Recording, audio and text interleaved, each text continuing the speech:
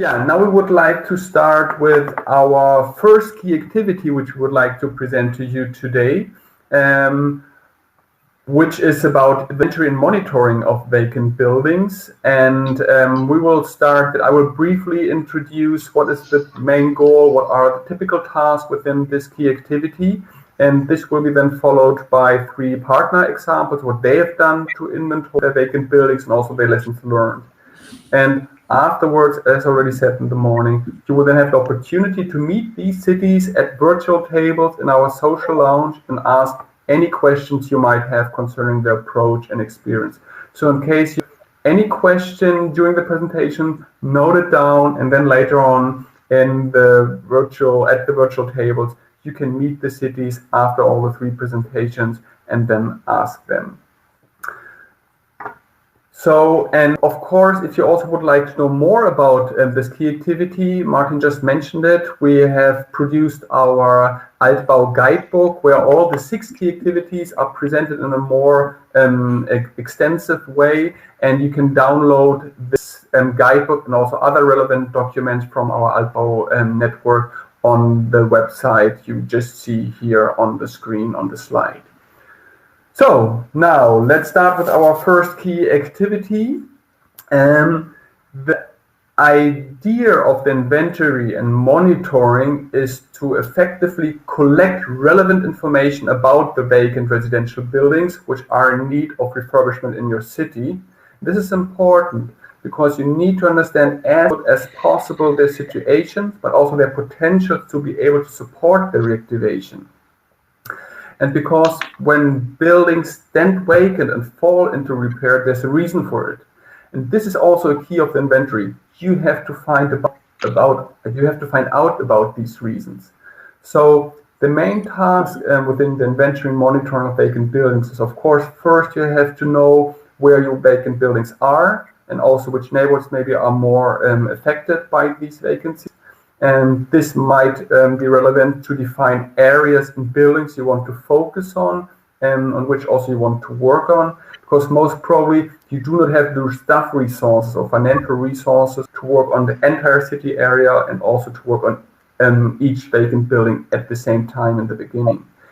And also very important is you need to get the relevant information together, which will help you to support the reactivation of these buildings, which means in particular to understand reasons for the vacancies, and with this information to be able to support the owner in a more targeted and more efficient way.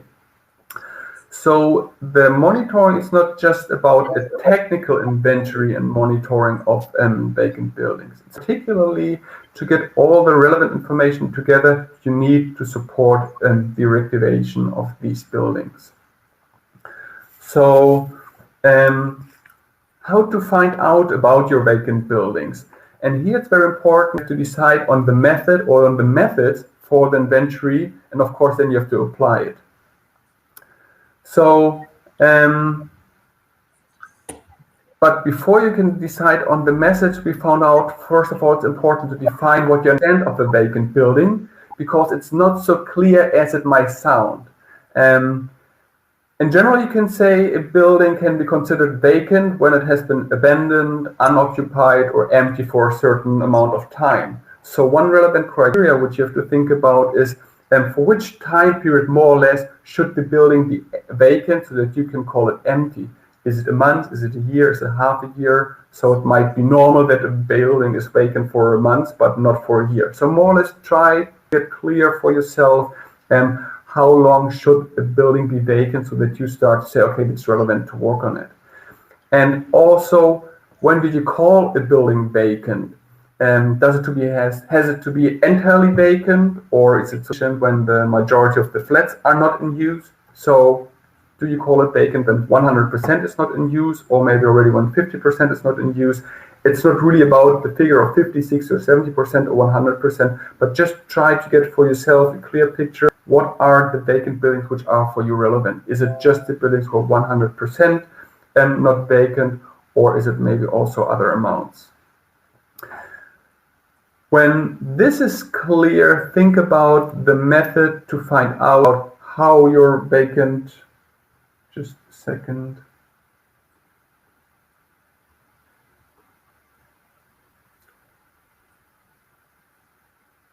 Yeah, so when this is clear, think of the method to find out about your vacant buildings. So there's a variety of methods available, which you can also take a look at in the Altbau guidebook. And here you see some on the right hand side of this slide. So you can do, for example, data analysis of existing data. And this data you might can get in different departments of the city administration. Also, newspapers can provide you with certain information about vacant buildings. Also, the internet. You might have public utility companies which you can out vacancies, for example, the water or electricity company, if it's a public one. And you also can do site visits and do vacant property counts. Also, community mapping is a way, and later on we will hear one example about this, about community mapping, so how you can use community to map vacant buildings. You can also do surveys and interviews with owners, property managers, and so on. So in this way, you have to find out the method or the methods which are more suitable and practical for your local situation, and also how it can be implemented with the resources which you have available. So depending on this, there might be always different methods which are applied in different cities. As said in the Altbau guidebook, you have further information about these different methods. So if you are interested in that, take a look at it. And also in our Altbau good practice compilation, you find some examples of inventories in our cities. And when you have decided on the method or the methods, please apply them. And also here's a first recommendation we'd like to give you. When you start with it the first time, try it on a pilot area to test it. Then based on this experience, you might adapt the method. And then first, when you're sure it really works as you would like to work, to make it work, then you can go on a larger scale and really then do the first inventory. And also what it's a recommendation or lessons learned from our Altbau network is, you do the first inventory, try to inventory also, if possible, the current condition of the vacant buildings, because this might be relevant information for you later on to decide on which buildings you would like to act on. And so check if in this first inventory round you can get this information, and later on in one of the city example, the example from Seraing, and they will tell you or give you an example how they have categorized in their first round the building conditions, and so this can give you a better idea. So an important lesson also of the Altbau partner has been, when you do an inventory of vacant buildings, it's never completed and it's never 100% correct. But this is also not a problem at all, because this first inventory really is just about to give you a first overview, which should help you to decide where to start to work on your vacant buildings. So a perfect 100% correct inventory is also not necessary. So with this overview, when you know this, knowing where the vacant buildings are, as said, you might have not the resources to act on all buildings you have identified at the same time. So you might need to define focus areas and priority buildings to act on. And we have certain criteria which can help you define, for example, focus areas. One criteria can be that you take a look at areas which have a high amount or a high rate of vacant buildings and flats. Another criteria can be where you take a look at areas of public interest. For example, maybe the city center, it's very important for your further urban development, or you have certain deprived neighborhoods which are very important for your city. Or maybe you have already defined focus areas in your urban development concept. So this can also be these two criteria you can use to define on which areas you might want to start to focus on to work on your vacant buildings in your city. And also, if you want or need to define priority buildings to act on, one very important criteria can be the structural conditions, so the degree of rehabilitation need of your or of the vacant building. So if the vacant building is very or strongly derelict, then it might be more important to act on this building than on a building which might be still in very good structural conditions. Another criteria can be, for example, the significance of this building for the neighborhood or for the city. This can also be related to the criteria of heritage value. So maybe it's very important for you to safeguard your buildings which are vacant have heritage value. So this can also be one criteria to decide on which buildings to act on. And you can see here the further criteria which you can use. So you have to define what is really relevant for your urban development goals, which criteria then to use to define your priority buildings. And we have also produced a GIS Altbau study. This is quite interesting because in this GIS Altbau study you can also find indicators which have been used by the cities to apply these criteria. So if you would like to know more about these criteria and indicators, you can use that, and please take a look at this GIS Altbau study, and you find it on the webpage which we have shown you before, but which we will also show this website and later on in the further process of our webinar. So the next task is that you need to define the data you need to be able to support the reactivation of the vacant buildings. As I said in the very beginning, it's not just a technical inventory, it's also you need to find out about the reasons of vacancies. So think about this well, because nothing is more important than a data graveyard. So think about in the beginning which data is needed and also how to get this data. And for this purpose, try to answer the following two questions. So first of all is, what do I need to know about vacant buildings to be able to support the reactivation of these buildings? And then how or from which sources can I get this information? From where can I get this data? And yeah, this can help you finally to see, okay, which kind of monitoring you can really apply in practice. And here now on the right hand side, you can see potential relevant data which you should try to get. So very important, of course, is to get the building information. First of all, to get some information about the plot, the number, the size, the land value. Of course, also try to get direct information about the building, the size, how many flats it has, and so on. Also, as said already, important, try to get information about the technical condition and the rehabilitation needs. Also, the monumental status is important to know. Also, if any historical information on these vacant buildings, it's always helpful to get this. Or if you can also get hold of floor plans, it's relevant information.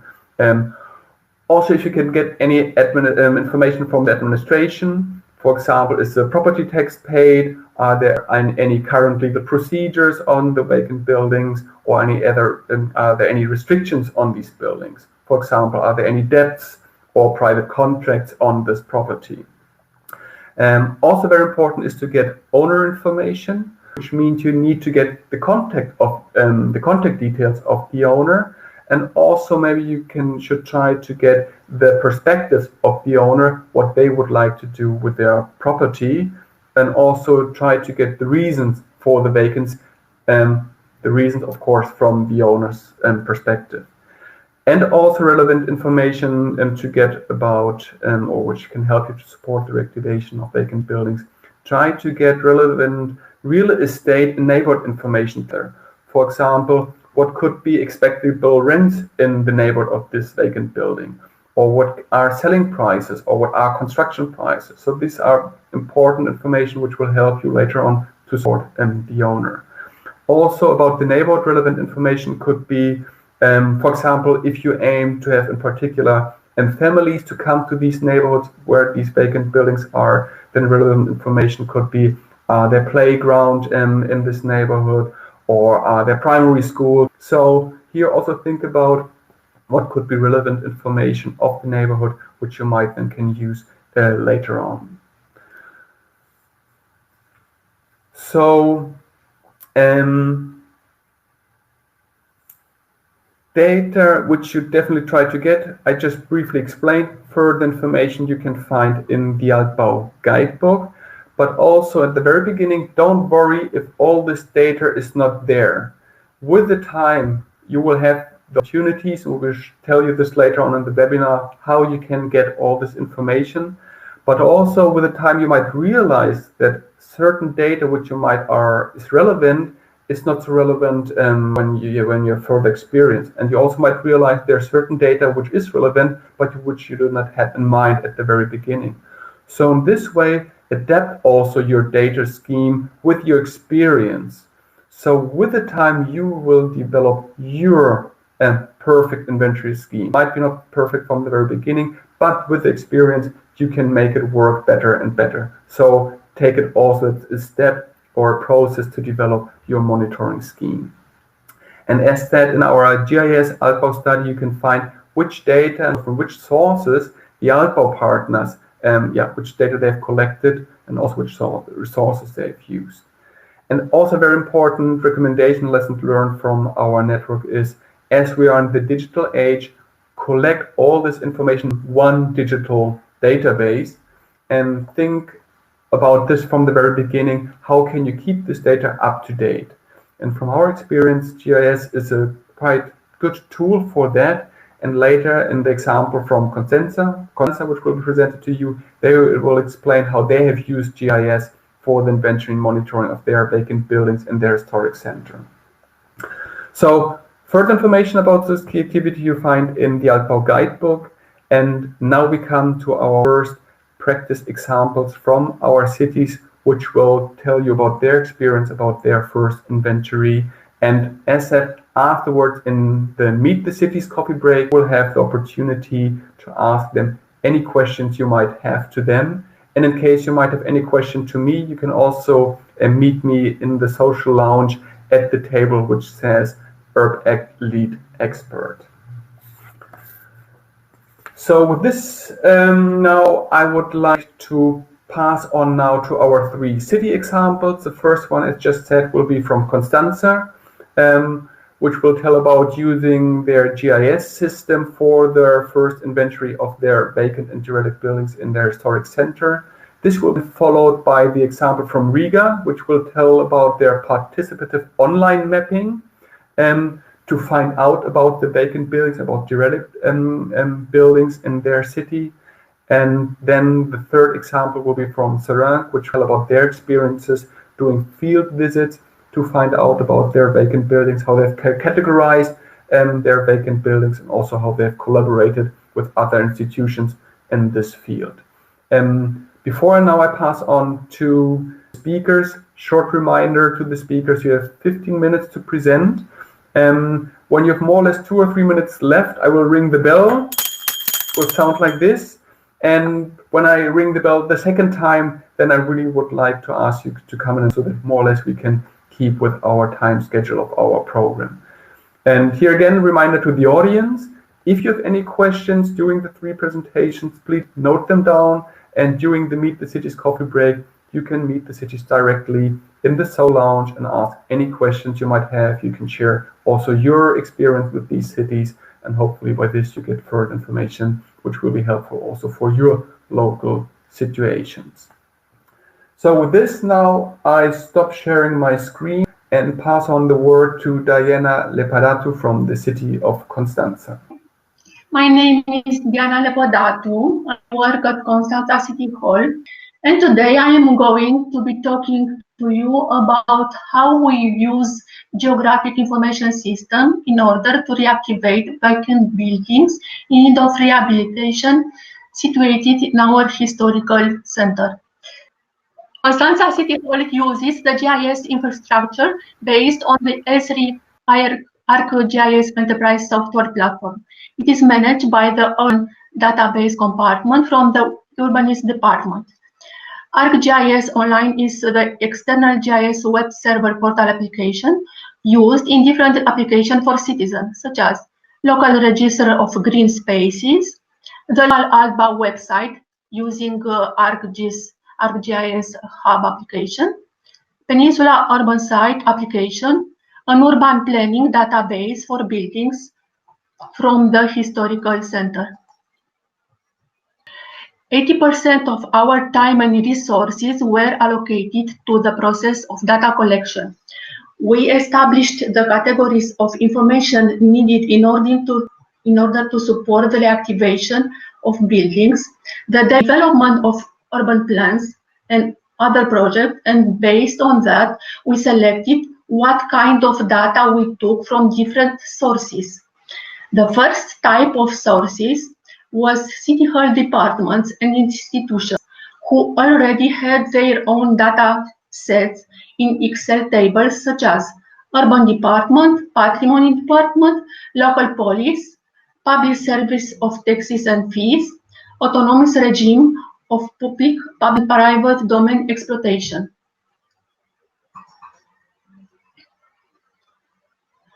The second source of data was from questionnaires that were given to the owners of the buildings located in the historical centers by using ArcGIS, a web and mobile application for data collection containing the operational layers published in the ArcGIS portal. The owners have given us information about the current condition of the buildings, its history, recent works that were done, and plans and proposal of the owners. They could also upload documents to support this information. The survey is available online on the local BAU website.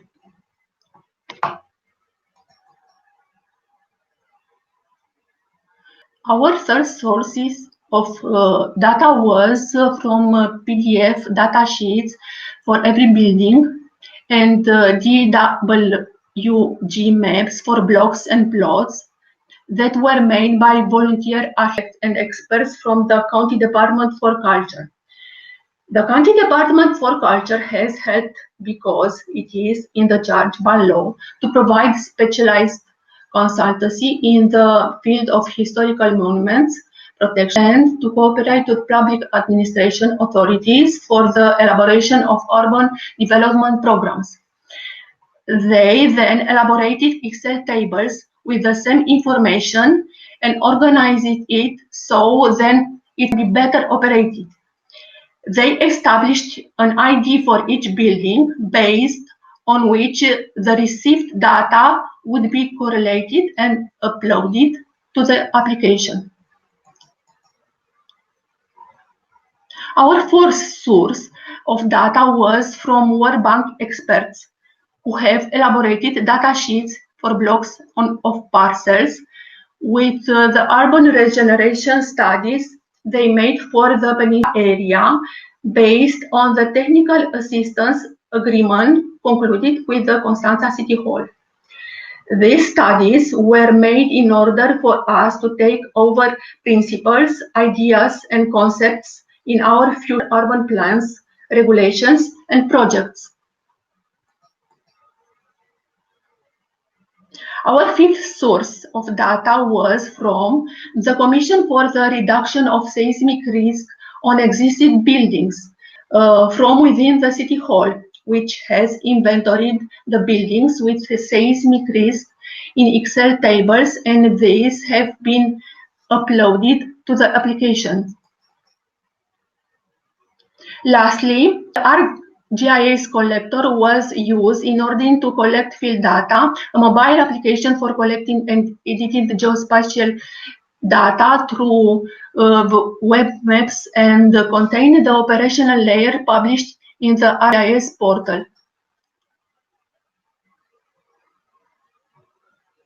The next stage after we have collected the data is to upload it based on the ID for each building. The Excel tables we have created were then uploaded into the internal ArcGIS Pro desktop application, and they were processed with its specific tools.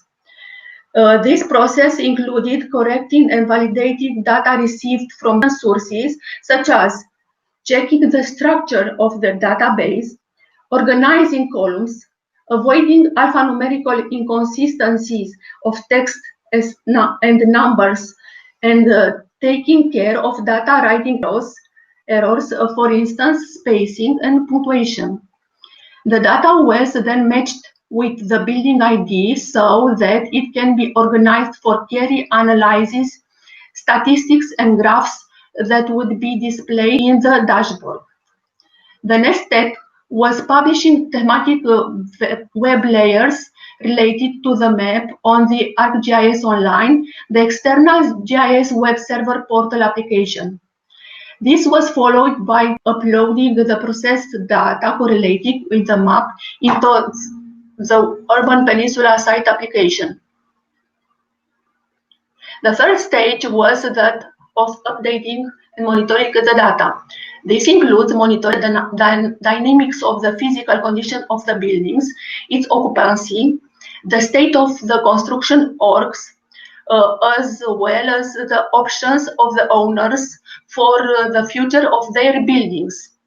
We are keeping track of the date when new information is uploaded, therefore allowing us to make an evaluation of their evolution over time. The last stage is that of using the data. Peninsula Urban Site Application is an interactive mapping tool that supports the reactivation of the building through supporting the owners, investors, and buyers in decision making, providing historical information, the current situation of the building, and proposal of the owners for the future of their buildings. It also supports the elaboration of other City Hall plans and projects. The dashboard allows you to display various graphs and statistics.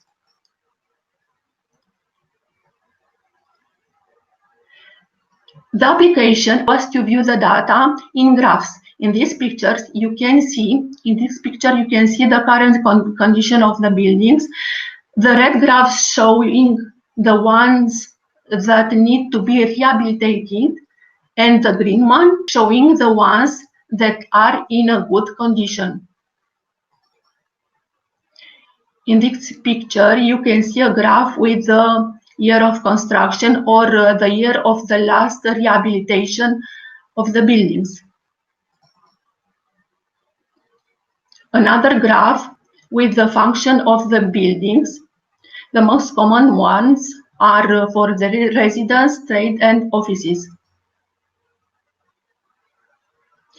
Steps we are planning on taking further are continually develop and update the Peninsula Urban Site Application by a more simple organization of data sets that are received from different entities in order to make optimal use of them and generate useful reports. Uploading other kind of data sets such as approved urban planning regulation of each regulatory area, image from previous and future studies. Data set will be uploaded by City Hall departments directly. Thank you very much for your attention. We would be glad to hear your view. If you would like to get in touch with us, we can be contacted at this email address below. Diana, thank you very much. So, hello everyone, I'm Bénédicte Borckmans. I'm working for ERIGES, the municipal agency of the city of Seraing in Belgium. As I told you, ERIGES is the municipal agency of the city of Seraing. So we are a non-city partner in this ALBO network, and we are in charge of the implementation of the urban planning strategy for the renovation, the reconstruction, the rehabilitation of old industrial neighborhoods. As in fact, Seraing is used to be an industrial city, very prosperous for almost 200 years, until we knew a very severe crisis to the industrial crisis, and we saw a severe decline of several neighborhoods in the old industrial valley. So we have this intervention area of 800 hectares, which you see on the map, the blue area. And on this 800 hectares area, it is a priority intervention zone where we have more than 300 projects. It's a big master plan of urban requalification. And we've been implementing it for more than 15 years now. And by 2023, half of it will be completed. So with big rehabilitation project of old industrial sites. We also have smaller projects and renovation of housing and rehabilitation of vacant buildings is part of the project of the master plan of requalification of the Seraing Valley. So within this ALTBO network, the first thing you have to do to work on the rehabilitation of your vacant building is to identify your intervention area. So we already had this 800 hectares area, but we focused on 3 specific neighborhoods because we couldn't, start with the whole area. It was a bit too important. So we've talked with the different services of the city to delimitate priority intervention neighborhoods where most of the vacant buildings are situated. So we had like 15 to 20 streets to visit in each of those 3 neighborhoods. We started a field visit, and at the end we listed more than 350 vacant buildings in this area. So once that you have delimited your area, you need a method, a working method. So you need a person responsible to implement this inventory. So I was in charge of the management of it, but we worked with a student, in fact, to make this field inventory, and it worked very well. We had a student for 4 months working with us, like 4 days a week. We have a university and lots of colleges, so lots of students are very interested in our master plan as a good study subject. So if you have the chance, you also work with a student. She went walking in the street and she made this inventory really on the field. We developed a few tools to work the field. Like we had this evaluation form that she had to fill out to identify potentially unoccupied properties. And we've defined also 4 criteria to classify all the vacant buildings according to their degree of degradation. To know more about this evaluation form, she was walking in the streets and then taking pictures of the buildings and the surroundings, of course, writing down the location address, the type of building, is it a house, an apartment, a shop, the number of levels and facades, the potential occupation, is it really abandoned, squatted, partially occupied, the current situation, is it something, is it maybe, is there renovation work in process, some panel for sale, rent, the condition of specific parts, like noting things about the facade, the roof, the carpentries, garden, whatever she could see, the potential impact on neighborhoods, like can you see maybe dangers, water infiltration, stability, and any additional remark like broken windows, vegetation on the roof, wooden panels in front of the windows and doors. And when she had the chance of talking with the neighborhood, this was also very interesting, and the additional information provided by people. And most of the time she had a good collaboration with people she could meet. Then this classification area, we've defined 4 ways of to classify the buildings from A to D. The A state is a very bad condition or state of ruin and can provide a danger for the neighborhood. The B is the buildings with a heavy renovation needed. The C is a maintenance and refreshing needed, and the D is there are buildings in sometimes very good condition, sometimes they even have been renovated already, but they are still vacant. So when the next step, when we had these all these documents listed for more than 350 buildings, we had a collaboration with the services, the city services, to complete the field information with additional information collected from housing and urbanism city services. So, of course, we had this way the owner's name and address, which is very important, the cadastral number, the surface of the building, the previous uses, if it used to be a house, a commercial or business place, the permit request eventually for renovation, saying that owners were about to make a renovation, or some irregularities with the building.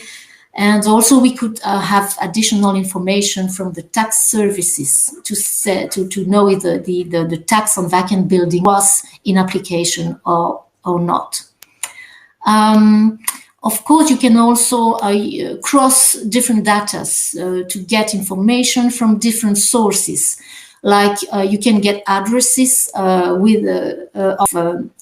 houses without domiciliation listed in the population register, addresses with a maximum consumption of water transmitted by the local water suppliers, like houses that would have less than 5 cubic meter of consumption could be vacant.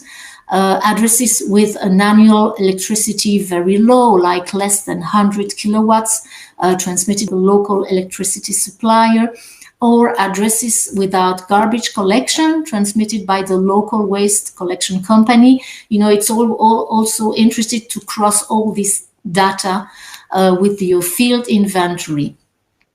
Then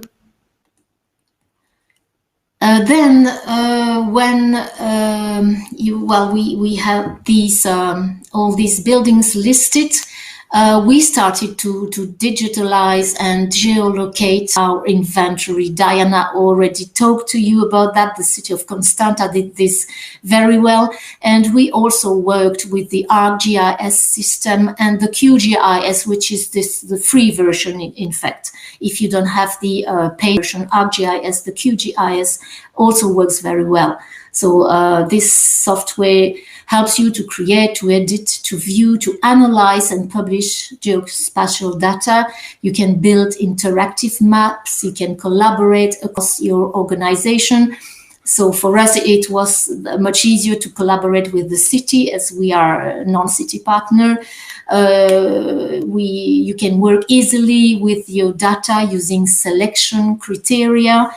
You can share privately with groups or publicly with everyone, and you can easily update your inventory. Of course, you need at least one person in charge of the use of ArcGIS. So we have one person at the urbanism service, and we also had a student still working with the students who helped us to digitalize our inventory. There are also two interesting applications that you can, mobile application that you can use. These are the input and merging application. The input application, you can use it to collect information, pictures, directly to your mobile tablet. We started, with a simple information sheet of paper, but we didn't know this application at the time. Otherwise, we could have started right away with this input in application to collect information. And then with the merging application, you can give, read or write access to different groups of people, of users, to view or edit the data. You can give access, for example, to update the inventory. Of course, you always have an administrator that can retrieve previous versions of data or view historical changes. Now, just to give you, yes, an idea of the how our inventory looks like on the ArcGIS system. Now we have it available on Google Map. And so you can choose different criteria to make selection. Like if you want to know in a specific neighborhood how many vacant buildings are for sale, for rent, you select the yellow color and you see all the buildings for sale or for rent. You can compare different neighborhoods. Here you can see in the right picture, in this neighborhood, we have lots of vacant buildings for sale or for rent. On the right picture, on the left picture, sorry, you can see that there are more orange buildings, or these are completely vacant and not for sale or for rent. So you can you can compare and work with different criteria. Here we have our A, B, C, D criteria depending on the state of the building. So I want to see only the vacant buildings that are in good condition, so that the renovation is easier. So I choose the D category. And of course, when I click on one selected building, I've got a whole bunch of information concerning this building. So it's very useful to work on our inventory of vacant buildings. Okay, so thank you very much for your attention. And I must say, Seraing was a really good example which demonstrated how to cooperate with different institutions for the inventory. I mean, they would cooperate with the university to get support for the field inventory. They cooperate with different city departments to get further information about the vacant buildings. They try to cross data with public utility companies, so they really use these different sources to get the information together. And yeah, this is a really fine example for this collaboration with different institutions in the field of inventory. So Bénédicte, thank you very much for your presentation.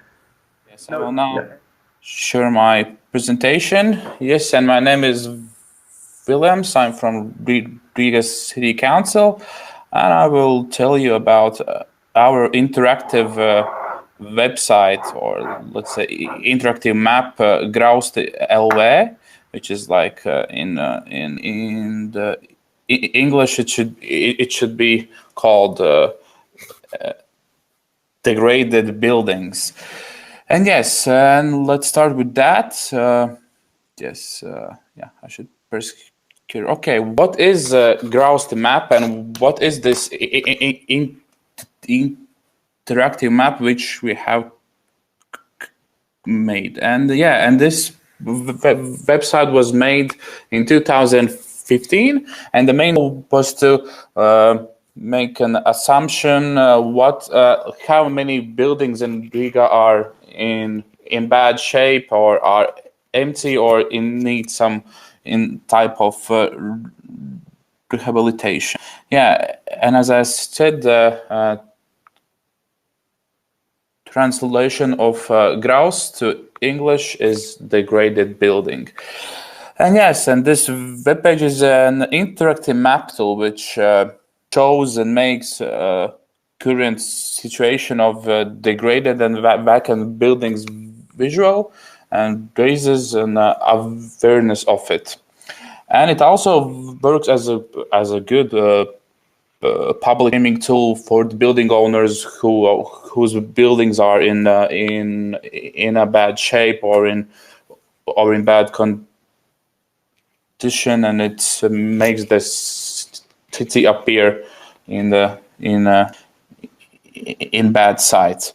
And it also encourages owners to maintain and fix their houses in order to not appear in this special interactive map. And it also very actively and mainly involves local citizens and people in this urban sorting scheme, because those people are mainly the ones who are sending us the information about these buildings. And yeah, and also it's very useful that this mapping tool very much supports and saves some money for the council, because our colleagues doesn't have to go outside and watch and oversee the buildings, and they're working from the information which they have received. And I will tell you about the scheme and how it goes in the next slide. And yes, and in this picture you can see that it's an interactive map, and when you zoom it in, it shows concrete and precise address and information about the building. And yeah, and currently there are many uncountable bad buildings in bad shape. And yes, in the next slide I will tell you about how this web page is working. And firstly, everyone can send us information about the building using this website, and mostly it's done by local citizens who can fill out the form available in this database about the building which they think it's environmentally degrading. They are giving us the address, comments, they're like assumptions of the state of the building, and any other information which should be relevant. They can also add photographies, and yeah, and after this information is looked out and approved by our colleagues in the department. Yeah, and the second one is yeah, our colleagues is then going out to sightsee, not like sightsee, but see the building in the real life, and confirming the information which have sent in us for the review.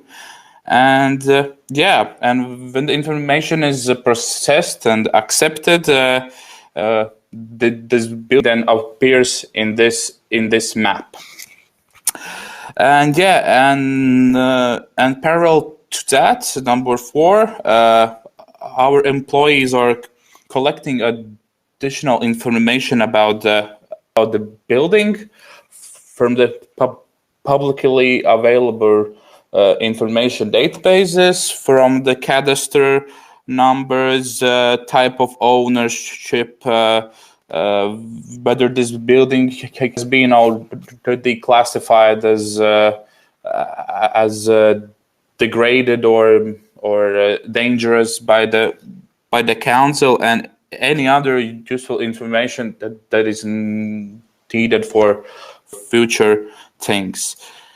And yes, and all the other relevant information then is added to this postcard or like card of this address. And yes, and the last one is that also people can come in this website and vote for the let's say for the thing which they want to be refurbished the first, and then the building which the people want that the council will see and oversee and monitor the first. And yes, but it's very interactive, easy, understandable, and not so many hard things in this website. And what else can be found in this GRAUSTI.RIGA.LV website? Yeah, as I said, very precise information about the address. Mostly those are pictures, precise address and where it's located in the map, current status, if it's fixed or it's not fixed, if it's renovated, and the type of ownership, neighborhood, data in which this building was added to this website, and also it's very interesting that and it's very good and interesting that local citizens can also find any information about taking decisions against this building, if there are any, and if there are any kind of decisions made from the council or my colleagues regarding this building, they all appear in this website, and particularly attached to this house. And yeah, and it also shows how many people have voted that this building should be arranged and looked into it more deeply.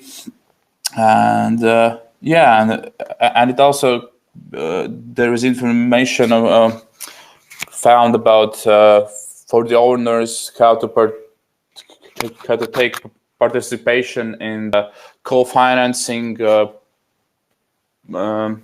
applications, and how to receive some kind of financial aid to the owners to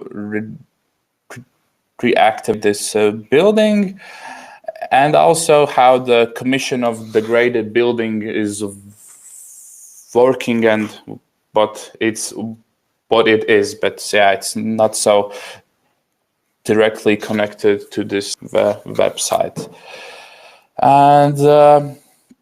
And some other thoughts how, in my opinion, this website can be and should be used, and in my opinion, this map in some indirect way promotes urban development. And yeah, because the people are seeing their houses in this website, they're ashamed and they want it to be taken out, so they're taking some kind of action and fixing their building, and it also actively involves the local neighborhood citizens in like making their neighborhood a better, beautiful place, and showing that they're active and that they're much interested in their local life. And yes, and it's also a good tool, for example, for assume and understand what kind of buildings in this website could be used for potential temporary use. And in this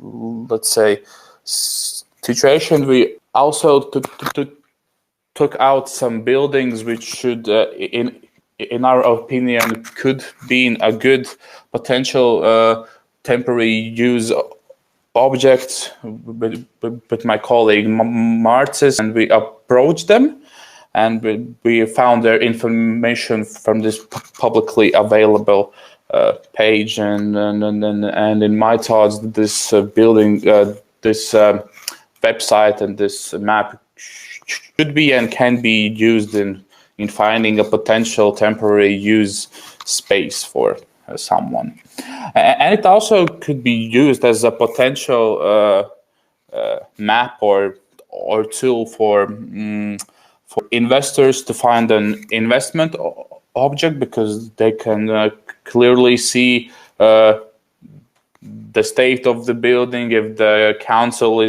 have taken some kind of decisions against the building, and see the state of the building, and then they somehow can easily find and take back life for a new home or a building. And it also could be used as a tool for the NGOs to find empty spaces, with in collaboration with the tax reduction tool which we have in Riga, respectively. If the NGOs are choosing your house or your space, you are entitled to receive 90% tax discount annually for your property tax, and this thing can be used in this way as well. And yeah, and some other things which someone can find useful, take out from this publicly available web page. And yeah, in some small words and some easy understandable thoughts, it's all I can tell you about this fantastic website, which have taken and done many good things, and it's growing and staying better in every month. Thank you very much. William, thank you. And I think, yeah, the Riga case is really a good example how to get citizens involved also on the topic of the reactivation of vacant buildings. So it's not just about owners, investors, which we'll talk later on. It's also about citizens who might also become active and can support this. So yeah, I think a very good example involving citizens, and also by this making them aware of this issue in the city.